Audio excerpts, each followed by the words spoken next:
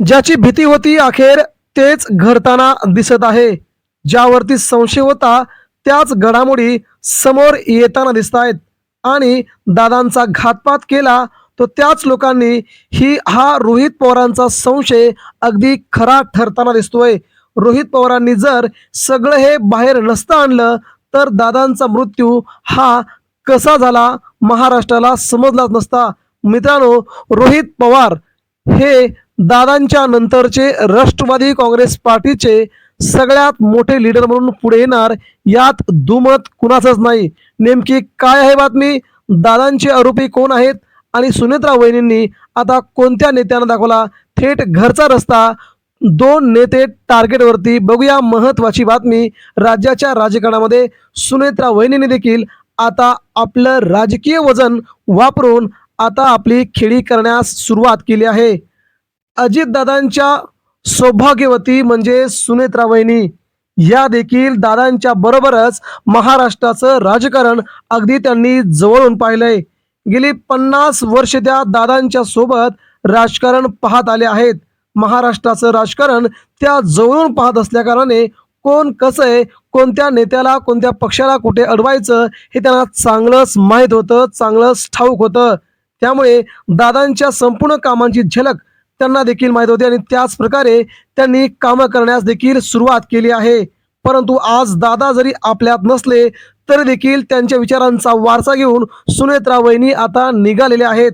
मात्र मित्रांनो, सध्या महाराष्ट्राच्या राजकारणामध्ये सगळ्यात मोठ्या घडामोडी येण्यास सुरुवात झाली आणि या घडामोडींनी मात्र महाराष्ट्राचं लक्ष वेधलं गेलं आहे. दादांचे आरोपी कोण, दादांचे मारेकरी कोण, दादाला कोणी दादांचा अपघात घडवून आणला, दादांचा घातपात कोणी घडवला, हा संबंध बारामतीकरच नाही तर महाराष्ट्रातला प्रत्येक पक्षाचा कार्यकर्ता असेल, सर्वसामान्य जनता असेल, दादांचे मारेकऱ्यांची नावं समोर आणा अशी जनता ओरडते आहे. आणि मित्रांनो, याचमुळे रोहित पवारांना देखील त्यांचं वजन वाढवताना दिसतंय. रोहित पवार हे अशी व्यक्ती आहेत की ज्यांनी पहिल्यापासून दादांचा मृत्यू अपघात नसून घातपात झालाय हे जगाला ते प्रत्येक वेळी सांगत होते. अमोल मिटकरी वगळता दादांच्या पक्षातून एकही नेता पुढे आला नाही. त्याने कोणी सांगितलं नाही की नेमकं काय झालंय, दादांचा अपघात कसा झालाय. त्यांना दुःख तर झालं, मात्र अपघाताविषयी त्यांना जाणून घेणं तेवढंसं बरोबर वाटलं नाही. पण मित्रांनो, ज्या नेत्याने आपल्याला इथपर्यंत पोहोचवलं, ज्या नेत्याने मंत्रिपद दिली, ज्या नेत्याने तुम्हाला आमदार बनवलं, त्या नेत्यांच्या मृत्यूविषयी जराशीही चौकशी न करणं हे माणुसकीचं दर्शन दिसत नाही, हे आता खरंय. मात्र शरद पवारांनी एका जागेवरती बसून सगळी सूत्र हलवली आणि राष्ट्रवादी काँग्रेस पार्टीच्या दोन बड्या नेत्यांना थेट घरातूनच इशारा दिलाय.